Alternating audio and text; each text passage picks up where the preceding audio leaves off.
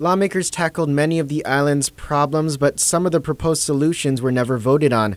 About 219 bills fall into that category, and in the final hours of the 29th Guam legislature, senators aren't intending to hold a session to hear any of them. These include two bills regarding retirement. Speaker Judy Wonpat filed a bill in the early part of the term proposing to forfeit retirement benefits to both classified and unclassified employees found guilty of corruption. Another, introduced by Senator Jesse Lujan, proposed to end indefinite annuity payments to future governors and lieutenant governors. Election reform was also tackled, and again, some bills never came to fruition. Senator Adolfo Palacios wanted to exempt initiatives from the Santos Amendment, changing the vote count to only votes actually cast. Another measure brought forth by Democrat senators would have included the general election as a government holiday again.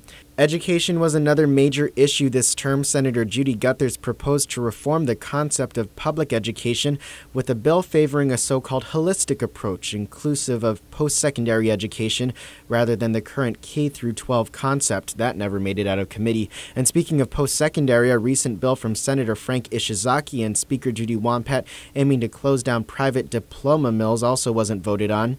The high cost of utilities was definitely a topic of much discussion, and two high-profile measures aiming to allay constituent concerns from Senator Jesse Lujan weren't entertained on the floor. The first would have allowed private power production to be sold to the Power Authority. The other aimed to mandate legislative approval for any utility rate hike over 4%. The antiquated systems in the government was also on the priority list of lawmakers. PNC News brought you several stories on these now dead bills.